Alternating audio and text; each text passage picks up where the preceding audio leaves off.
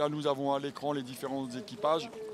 Donc sur les séries qualificatives, la première série avait été remportée par les Italiennes 2, devant les Françaises du Team Chablais Aviron. Donc vous allez en voir beaucoup du Team Chablais Aviron. Et dans la deuxième manche, ça a été les Russes qui ont dominé les Grecs et le bateau italien 1 qui, à leur bord, ont les deux rameuses qui ont été championnes du monde l'an passé en double. Donc là, les équipages sont toujours en attente. Donc Sébastien, toi tu es en place sur cette première ligne. Donc j'ai dit un petit mot sur la team Chablais. Tu peux peut-être toi aussi nous dire un petit mot par rapport...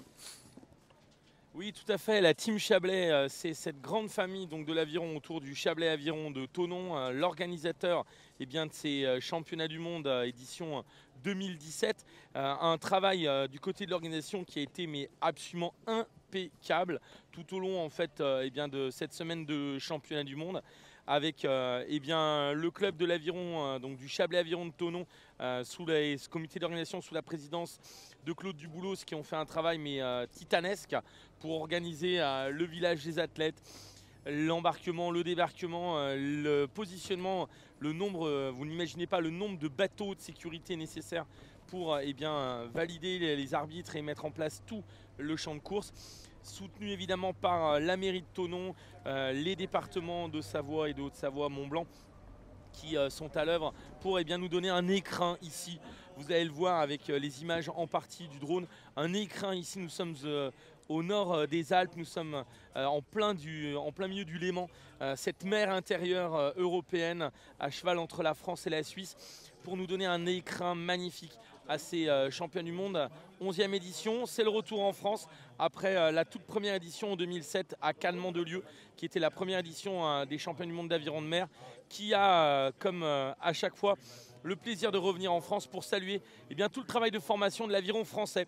Vous verrez dans ces finales un bon nombre de clubs français, tout simplement parce que depuis les Bretons et de la Berverac et de toutes les côtes françaises, il y a un énorme travail autour de l'aviron de mer. Autre particularité, puisque nous ne sommes pas donc sur les distances olympiques que vous avez pu voir sur France Télévisions lors des Jeux Olympiques à Rio l'année dernière. Merci Sébastien, effectivement un grand merci aux organisateurs et aux nombreux bénévoles. Il y a énormément de bénévoles qui ont fait un travail formidable, qui ont été d'une gentillesse à toute épreuve, et on est là pour aussi vivre un événement et saluer tous ces gens qui œuvrent pour notre discipline, l'aviron.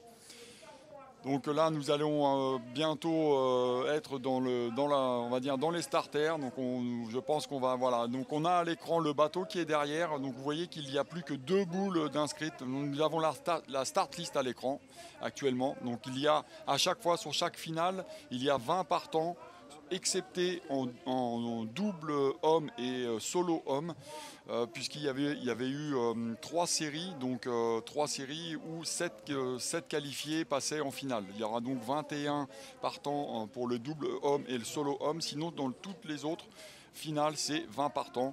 Donc je vous l'ai dit, 10 nationalités représentées sur ces finales. Et donc là, nous avons à l'écran la ligne et la dernière boule qui est positionnée. Donc on est à moins d'1 minute du départ. Donc là, on va pouvoir assister aujourd'hui sur des différentes stratégies, puisque voilà, les 2 bouées que nous voyons, les 2 bouées rouges, c'est ce qui matérialise la ligne fictive. Donc on voit que les équipages sont quand même assez loin de la ligne fictive. Et vous verrez dans l'après-midi qu'il y a certaines stratégies où des bateaux partent lancés. C'est-à-dire qu'ils partent avant, ils ont un décompte, eux, puisque la dernière minute, elle est annoncée avec la dernière boule. Et ensuite, à 10 secondes, ils commencent à démarrer doucement pour venir couper cette ligne fictive avec de la vitesse. Donc vous allez voir les spécialistes de l'aviron de mer, comme cette stratégie qui est payante, puisque plus le bateau est long, plus il est lourd à lancer. Là, on est quand même sur des bateaux qui sont quand même assez lourds à lancer. Donc on voit qu'il y a un bateau qui bouge. Là, c'est pas encore parti. Ça y est, le départ vient d'être donné. Donc on voit la différence de bateaux entre le bateau qui tape, passe la ligne fictive et les autres. Donc il y a des placements qui sont à faire au niveau stratégique. Donc gros départ de l'Italie 3 qui était le mieux placé sur cette ligne de départ. Donc on voit l'Italie 3 tout là-haut. suivi là-haut par les Danoises. Et là, vous avez la vue du drone avec les 20 partantes là sur l'écran.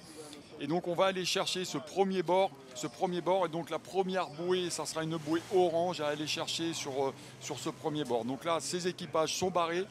Donc il y a aussi tout le côté stratégique. Nous avons à l'écran le France 8, donc l'aviron de Saint-Malo. France 8 qui est bien connu et qui sont des spécialistes de la mer, hein, vraiment. Et on a pu assister hier avec des virements de toute beauté des équipages. On voit l'ascendant qu'ils prennent surtout au niveau des virements. Et là-haut, l'équipage russe qui commence déjà à prendre son envol, l'équipage russe qui avait remporté la deuxième série hier devant les Grecs. Un redoutable équipage puisqu'il est composé d'une ossature qui a déjà été vice-championne du monde l'an dernier. Rappelons quand même que l'an dernier, l'équipage vainqueur était un équipage français du club de Nice, une mix de Nice, AUN Lyon et Société Nautique de l'Encouragement. Puisqu'il faut le rappeler, sur ce championnat du monde, c'est un championnat du monde des clubs. Donc plusieurs clubs peuvent être représentés dans un même bateau sous l'équipage de leur nationalité. Donc là, on a toujours l'aviron de Saint-Malo qui est en tête avec les Russes. Et puis derrière, nous avons les Grecs. Là, nous avons à l'écran les Néerlandaises 1. Alors un petit mot sur les Néerlandaises, peut-être qu'on ne les verra pas à l'écran, mais quand même une petite anecdote qui est à noter sur l'équipage numéro 2 néerlandais. Donc ces jeunes demoiselles ou ces dames ont formé un équipage. Ce n'est pas des rameuses, c'est des filles qui font d'autres sports. Nous avons la barreuse qui est une voileuse qui a fait 2 fois les Jeux Olympiques, Pékin et Londres, qui est enceinte. Donc qui est là aujourd'hui à la barre. Et ensuite l'équipage est composé d'une fille qui fait du kickboxing, une fille qui fait du hockey sur glace à Atlanta. Et ensuite nous avons une autre donc au niveau des sports, mais en tout cas c'est un équipage assez atypique et qui est rentré sur cette finale, ce qui est déjà une performance pour cet équipage. Donc là on voit que ça se resserre, que les Français se sont fait rattraper et doubler, et on voit les Italiennes là-bas, tout en bleu vêtues dans leur traditionnelle combinaison, alors que les Russes qui sont partis clairement en tête. Voilà, sur cette vue, on voit nettement les Russes qui sont partis pour aller chercher cette première bouée, et on voit quand même comment ça s'étire. Les différentes directions, on voit quand même l'écart qu'il y a au niveau de la largeur du lac qui nous est proposé. Voilà, l'équipage numéro 2 néerlandais, c'est l'équipage dont je vous parlais, composé d'athlètes qui ne sont pas issus de l'aviron, mais qui sont des athlètes de haut niveau pour certaines, puisqu'elles ont fait les Jeux dans d'autres disciplines. Donc là, on a une vue un peu condensée, mais une très belle vue qui offre un petit peu un panorama sur ce magnifique lac aujourd'hui. Et toujours les Françaises qui cherchent à rester au contact, et les Russes qui commencent à se détacher assez nettement sur ce premier bord. Les Russes toujours en tête. Voilà. Oui, vas-y Sébastien, je te laisse la main. Voilà. En effet, on se retrouve ici positionné à la première bouée avec l'arrivée progressivement du bateau russe, suivi dans la foulée. Il y a entre autres le bateau de Saint-Malo, mais il y a, semble-t-il, un bateau italien. On va vous donner les positions et les pointages dans quelques instants, avec le bateau russe donc installé nettement au commandement, suivi par un équipage grec, les Grecs de Thessalonique, qui maintenant occupent la deuxième place. Virement de bouée à peu près 40 degrés pour la Russie. Top passage de la Russie. On retrouve ensuite la Grèce et un duel entre les deux bateaux italiens et Italie 2. Passage de la Grèce à 6-7 secondes d'écart maintenant de la tête de course. Ensuite le duel des deux bateaux italiens à 12 secondes de la tête de course. Et le reste du peloton emmené par l'Italie 3, les Françaises de la Société Nautique de la Baie de Saint-Malo, ainsi que les Allemandes. Les Allemandes et ainsi que le team Chablais Aviron sont dans ce paquet où il y a un bateau qui étire la course, les Russes. Ensuite, 3 bateaux, les 2 bateaux italiens tout particulièrement. Et ensuite, eh bien, le peloton ramené avec les Allemandes, les Françaises du Chablais-Aviron et de Saint-Malo. Et l'ensemble du peloton maintenant qui passe cette première bouée. On vire maintenant sur un bord. Elles ont déjà parcouru 1 km, un petit bord de plus de 600 mètres pour aller virer la deuxième bouée. On a donc ensuite 1 km avec une bouée en intermédiaire. Voilà la masse qui s'en va littéralement au large, direction la Suisse, direction Lausanne, pour aller enchaîner la suite du parcours. À vous la terre. Merci Sébastien. Donc oui, on l'a vu sur le premier passage de bouée. Donc pour toutes les concurrentes, c'est le nouveau parcours, puisque je vous le rappelle, on est passé du format sur ces finales avec 6 km. Donc hier, sur le premier passage de bouée, là, il y avait un virement. Là, le virement est beaucoup plus léger pour aller chercher la bouée jaune que nous voyons en haut de l'écran. Donc les Russes toujours en tête, suivis des Grecs. Alors il ne faut pas vous repérer forcément par rapport aux pelles, les couleurs de pelles, il faut se repérer par rapport au bateau et au marquage du bateau quand on a les plans de travelling. Donc c'est un petit peu trompeur au niveau des pelles puisqu'on voit que les Grecs rament avec les couleurs du Japon. Donc faut vraiment regarder la proue du bateau pour pouvoir s'apercevoir des nationalités. Mais en tout cas, ce qui est sûr, c'est que les Russes sont en tête, suivis des Grecs et des deux équipages italiens qu'on avait annoncé. On avait annoncé ces équipages italiens avec notamment l'Italie 1 avec à son bord les deux rameuses championnes du monde l'an passé en double. Donc les Russes qui arrivent au passage de cette deuxième bouée, on les voit là-bas. Donc là, importance des barreurs pour ces passages et de différentes stratégies. Soit on prend au plus court, mais du coup on perd de la vitesse, soit on prend un peu plus large et on peut passer uniquement avec la barre sans forcément freiner. Donc on voit que les Russes choisissent de couper, de vraiment tourner très très sec. Alors que les Grecs, regardez, elles prennent un petit peu plus large et elles s'arrêtent moins, donc du coup elles perdent moins de vitesse. Donc deux stratégies différentes, alors qu'on voit que là sur les bateaux italiens, pareil. Regardez le bateau italien, il y a un bateau qui tourne très très court, le bateau italien numéro 2 et le bateau italien numéro 1 qui prend beaucoup plus large. Donc on voit les différents, et là d'un coup qui freine. Il y a des stratégies, donc attention de ne pas se toucher parce que du coup les pénalités peuvent tomber.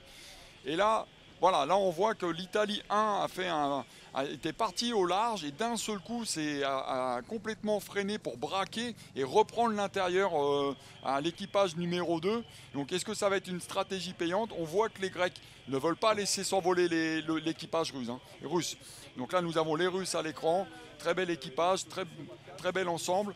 Donc l'équipage russe qui rame dans un bateau lightboat, un bateau français de marque française de Mathieu Bonnier qui est à l'origine de ces bateaux.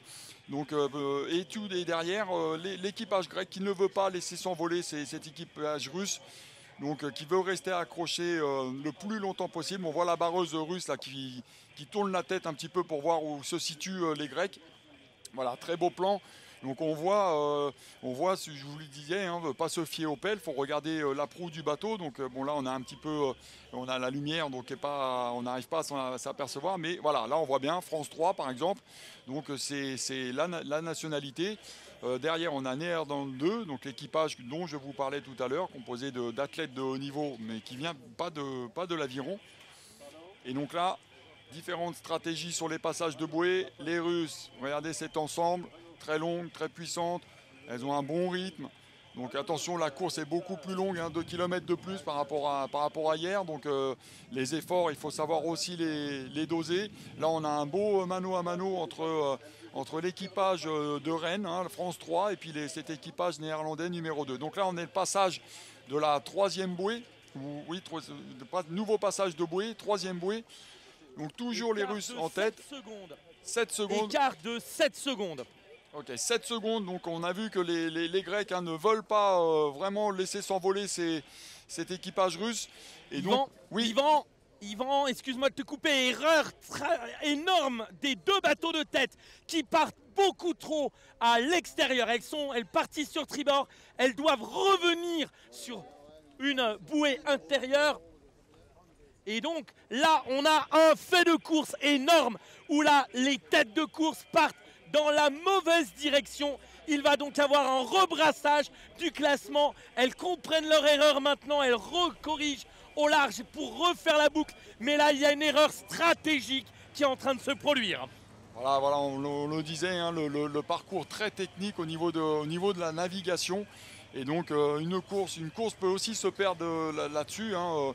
On a eu certaines années sur les championnats du monde où clairement il y avait des bateaux qui s'étaient trompés de direction et s'étaient vus complètement perdre les médailles au championnat du monde. Donc là effectivement, si les bateaux sont partis trop au large alors que les Italiennes ont pris à l'intérieur, sur un bord comme ça, elles peuvent revenir au contact et on voit la barreuse. Et maintenant, il y a une partie du peloton qui vient de comprendre, là, qui était un peu plus en arrière de course, qui revient sur la bonne bouée. La tête de course est en échec total. Échec total. Eh bien, c'est le corps intermédiaire maintenant qui revient. Il y a 4 bateaux. Les 4 bateaux de tête sont hors jeu. Les Russes, les Grecs, il doit y avoir 1 ou 2 bateaux italiens qui sont hors jeu. Le reste de la flotte a pivoté, a fait la trajectoire pour venir correctement. Et bien sûr, cette 3e bouée, 2e bouée jaune à virer, qui fait que les choses sont en train de modifier. Le 4e bateau et le 2e bateau corrigent à l'instant. Les Russes maintenant pivotent. Rotation des Russes, mais c'est tard. Elles auront un immense bord à faire pour revenir. Erreur magistrale. Ah oui, on le voit au large, Sébastien, effectivement. Donc elles ont complètement raté ce virement de bouée qui est vraiment là sur ce bord-là où il faut presque faire un 90 degrés. Et effectivement, elles sont parties pour aller chercher la bouée suivante. Donc effectivement, elles vont faire un bord et je pense qu'elles vont revenir dans le peloton. Mais erreur monumentale au niveau stratégique pour revenir dans la course. Et ce passage, Yvan, de cette 3e bouée va être à nouveau, mais normalement la course aurait dû être décantée à cet endroit-là, ou en tout cas un peu plus. On va arriver à avoir une arrivée massive sur ce passage de bouée où il y a un virement clairement à 90 degrés, où là les barreuses et barreurs vont avoir un rôle fondamental. C'est capital ce qui va se passer sur cette bouée. Et donc ce qui s'est passé, c'est que les Russes, en fait, elles ont emmené les équipages qui les suivaient et dans la mauvaise direction. Et on voit que effectivement les 4 équipages qui étaient en tête vont se retrouver dans le peloton complètement derrière. Et donc là, effectivement... Oui, Sébastien. Arrivé à 4 avec entre autres les pelles de Saint-Malo. Saint-Malo bien placé dans ce groupe de retour où l'on voit les concurrentes grecques, entre autres, et italiennes revenir maintenant avec un premier bateau qui est un bateau allemand qui va virer en tête. Les Allemandes vont virer en tête. Attention au passage de cette bouée avec le virement des Allemandes. Les Allemandes qui virent à l'instant. Virement des Allemandes. La 2e position pour l'intérieur, c'est-à-dire normalement le bateau, le 2e bateau, le bateau grec. Les Grecs sont revenus. 3e place, l'Italien. Nous sommes à 14 secondes de la tête de course. Il y a Italie 3, France 7 pour le Chablais et Saint-Malo. Il y a donc un groupe de 6 bateaux en tête. Alors que les Italiennes numéro 3, fausse pelle, arrêt du bateau. Il y a un groupe emmené par les Allemandes 1, le retour des Grecs. Et ensuite, 2 bateaux français en embuscade. Le team Chablais Aviron de Thonon et Saint-Malo.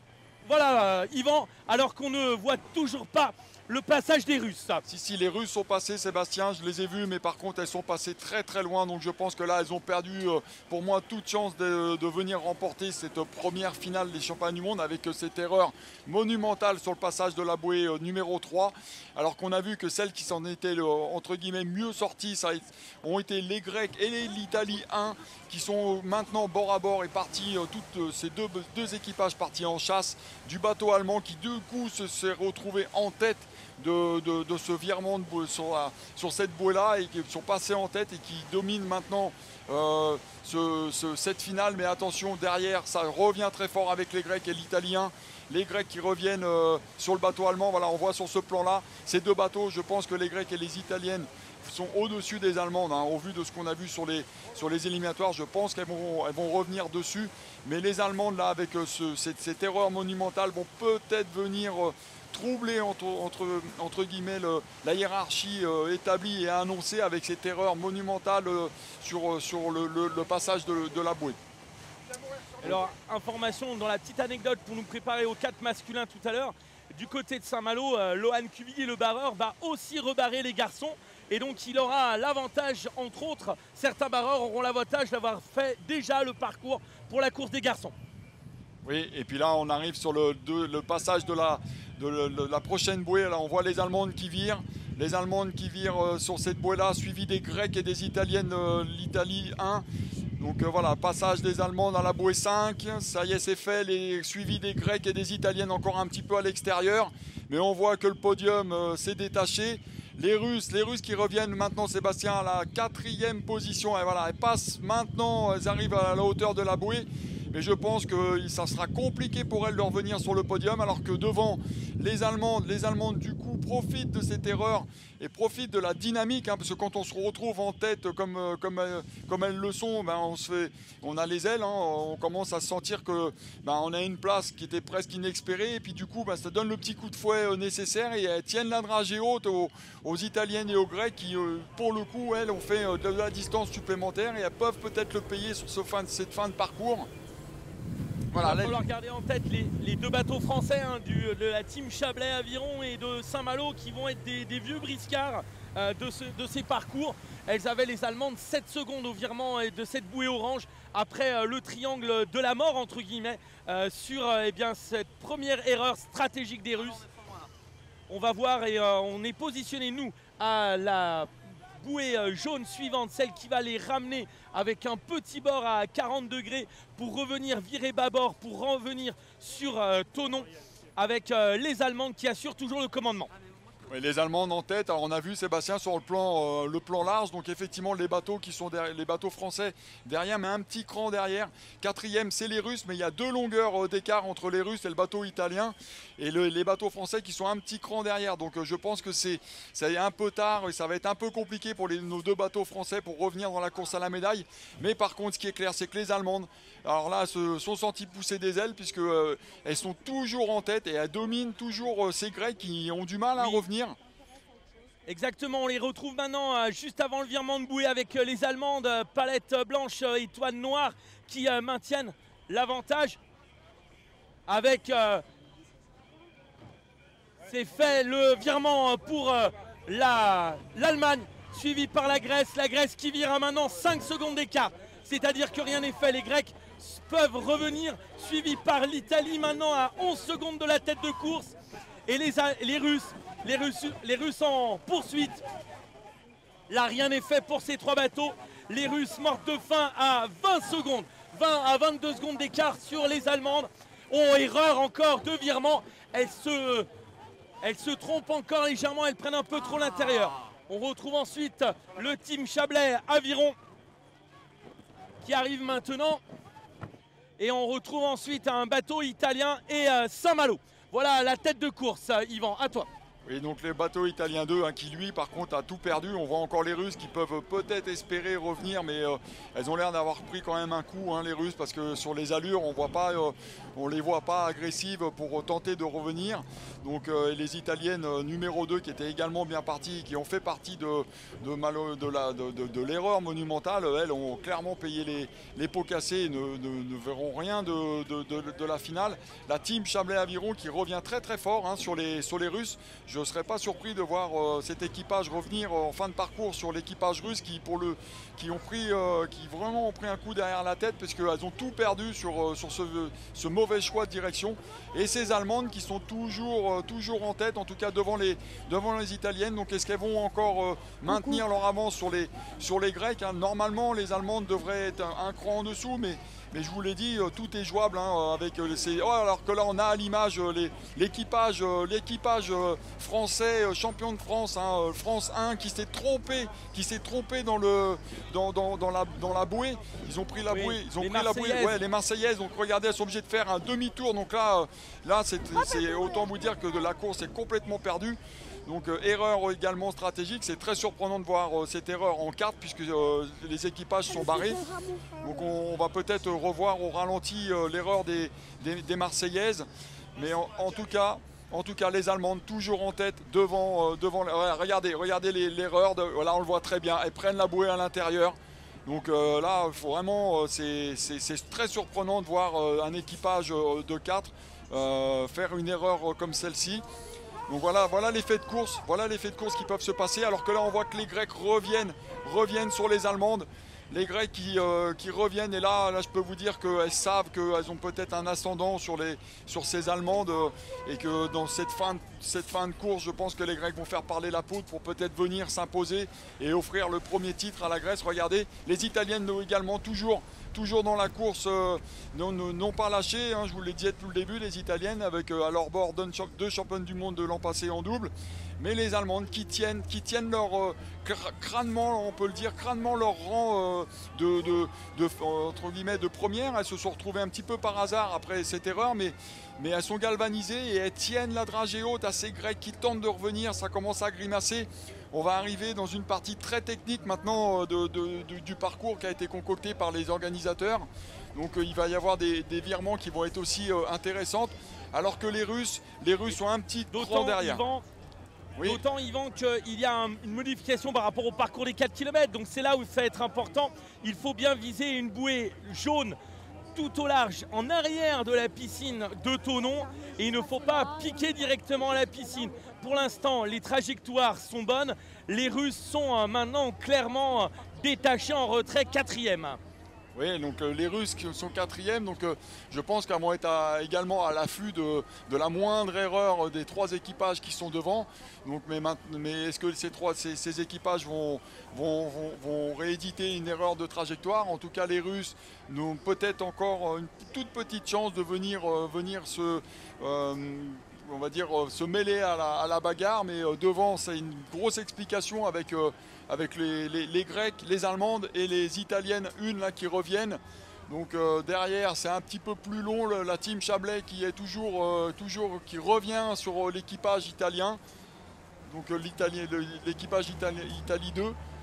Et devant, il y a un trou. Il y a un trou entre les 3 premières. Il y a 2 longueurs avec les Russes. Et puis derrière, il y a on va dire, au moins 5-6 longueurs avec 2 autres bateaux.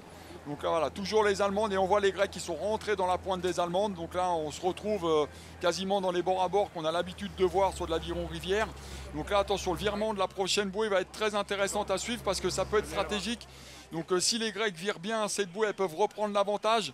Et derrière, on voit les Italiennes également qui se mettent entre les deux, dans la ligne des deux. Donc le virement de cette bouée va être important. Je pense que les Grecs ont la meilleure trajectoire. Ils vont faire l'intérieur aux Allemandes sur le passage de cette bouée. Les Grecs qui passent, clairement, elles passent la vitesse supérieure pour arriver les premières à la bouée. Et peut-être du coup s'envoler pour essayer de s'envoler pour ce premier titre. Voilà, les Grecs bord à bord, on a un très beau bord à bord, superbe plan. Là, vous pouvez admirer un petit peu ce plan de drone. Et les 2 bateaux qui vont aller chercher la prochaine bouée, le virement va être très très important. Peut-être que les Allemandes peuvent tout perdre là parce que les Italiennes sont à l'affût derrière et aux aguets. Et je pense qu'elles peuvent peut-être profiter si jamais les Grecs poussent un petit peu à l'extérieur les Allemandes. Ça pourrait faire le jeu des Italiennes qui pourraient revenir puisque elles n'ont pas de bateau, donc elles ne vont pas être trop gênées, elles vont pouvoir choisir la trajectoire qu'elles veulent. Donc là on voit que les Grecs reviennent à l'intérieur alors que les Allemandes partent un petit peu à l'extérieur. Donc là, ça va être, ce passage de bouée va être très très intéressant à suivre pour se rendre compte un petit peu de... Voilà, les Grecs à l'intérieur, les Italiennes également à l'intérieur. Regardez à la sortie, il faudra noter les Allemandes qui font un virement à l'extérieur. Regardez les Italiennes qui reviennent très très fort. Vont revenir au contact des Grecs et les Allemandes qui passent à la 3e place. Je vous l'avais dit que ce passage allait être très stratégique et pouvait se jouer encore. Les Russes n'ont pas tout perdu, mais par contre, elles ne savent pas virer du tout, les Russes. Les Russes, regardez la difficulté qu'elles ont à virer par rapport aux équipages qu'on a vus, les Grecs et les Italiennes qui ont fait des virements, mais vraiment de toute beauté. Et là, les Italiennes qui reviennent dans la pointe des Grecs. On va assister à cette première finale on va vraiment assister à un super finish entre ces 2 bateaux, les Grecs et les Italiennes. Les Allemandes, est-ce qu'elles se sont assurées suffisamment d'écart avec les Russes pour pouvoir aller chercher cette 3e bouée? Donc là, on est sur le retour. Qui est aussi une partie stratégique et qui est une partie où la navigation, puisqu'on a quand même une chicane à passer. Donc là, attention, la moindre erreur peut aussi coûter très cher parce qu'on est sur les fins de parcours. Ça commence à devenir dur pour les organismes. On voit les Russes qui sont derrière. Les Allemandes, il ne faut pas qu'elles laissent partir plus que ça parce que sinon elles peuvent effectivement peut-être perdre tout espoir de monter sur le podium, alors qu'elles se sont retrouvées, elles ont mené cette finale avec après cette énorme erreur des Russes qui a emmené avec cet équipage qui a emmené avec lui les Grecs et les Italiennes. Mais regardez ce beau mano à mano entre les Grecs et les Italiennes, toujours dans la pointe des Grecs. Donc attention, le finish va être à suivre. Donc on va arriver dans une partie stratégique et une partie où il va y avoir un petit peu de passage de la bouée. Donc là, il va falloir revenir à l'intérieur pour aller chercher la bouée rouge. Et les Italiennes qui sont vraiment dans la pointe des Grecs. Et elles sont limite de faire du touche-touche avec les Grecs. On voit derrière en arrière-plan les Russes, les Allemandes, les Russes qui font encore un petit peu l'extérieur, donc encore un petit peu une erreur encore des Russes, hein, vraiment sur cette 9e bouée. On voit que les Russes en termes de navigation, c'est pas là où elles excellent. Hein. Là, elles ont perdu tout espoir de titre, ça c'est évident. Mais par contre, elles tentent de revenir. C'est un équipage très puissant. Vont-elles être en mesure de venir coiffer ces Allemandes ? Et là, les Grecs toujours en tête qui emmènent dans leur sillage ce bateau italien 1, toujours à l'affût de la moindre erreur des Grecs. Et on voit que les Russes reviennent à l'extérieur, veulent pas revenir sur ces Allemandes. Les Allemandes qui cherchent, là, hein, ouais, elles tournent les têtes, ça commence à être dur. Cette fin de parcours est très dure pour les organismes, il reste pas long à faire, mais par contre c'est quand même le plus dur. Regardez les Russes qui font l'effort de revenir à l'extérieur. Elles ont monté un petit peu la cadence. Voilà, passage de la 10e bouée. 10e bouée, après il y aura encore une bouée verte et la grande ligne droite pour arriver sur la ligne d'arrivée. Passage de la 10e bouée, toujours en tête les Grecs. Les Grecs en tête qui ont repris un peu de distance sur l'Italien. Italien 2e, les Allemandes 3e mais qui prennent un petit peu large. Les Allemandes qui font une erreur, les Allemandes qui surfent et les Russes qui reviennent à l'intérieur. Grosse erreur des Allemandes sur ce passage de bord. Là les Grecs maintenant passage de la 12e bouée dernière et ensuite c'est la dernière ligne droite. Voilà, regardez la barreuse grecque qui sait que c'est course gagnée derrière les Italiennes et les Russes qui reviennent à l'extérieur avec les Allemandes. Les Russes au passage, attention, la 3e place va être très disputée.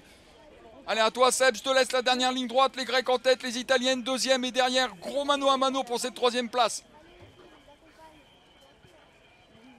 Non, Sébastien, oui, Sébastien. Énorme arrivée. Allez-y, je te laisse. Énorme arrivée des Grecs. Énorme arrivée des Grecs suivie par les Italiennes. Il va falloir faire attention aux Allemandes et c'est toi qui vas pouvoir nous donner la 3e place entre l'Allemagne et la Russie. La Russie qui semble caler un peu et la Grèce qui semble tenir maintenant l'avantage. La Grèce qui garde la longueur de bateau sur le bateau italien malgré l'emballage italien. Les Grecs de Thessalonique vont s'imposer, vont devenir championnes du monde. Malgré les erreurs de directoire, c'est fait, la Grèce championne du monde. 2e, hein, c'est pour l'Italie. La 3e place sauvée pour les Allemandes. Les Allemandes qui semblent conserver cette 3e place malgré le retour du diable Vauvert des Russes et de leur erreur magistrale de direction. Oui, alors donc là, ce que nous pouvons annoncer, c'est effectivement 1re place pour la Grèce, 2e place. Alors toujours, attention, hein, c'est les résultats officieux pour le moment. Hein, on attend la validation du jury. Mais en tout cas, les Grecs sont passés en tête, suivis de l'Italie 1. Et pour nous, sur la 3e place, hein, sur le ralenti qu'on peut peut-être voir. Donc pour nous, sur la ligne fictive, en tout cas, c'est effectivement les Allemandes. Les Allemandes, regardez, les Allemandes qui ont l'air de maintenir, oui, je pense, cette 3e place face aux Russes. Alors là, les Russes, hein, je peux vous dire qu'elles vont nourrir d'énormes regrets sur cette course. Parce que finir 4e, quasiment à la photo finish, après avoir mené comme elles l'ont fait. Et donc voilà, on a le temps, 27-34 pour cette première finale. Donc c'est les Grecs championnes du monde. 2e les Italiennes, 27-41. 3e les Allemandes, 27-49, 29.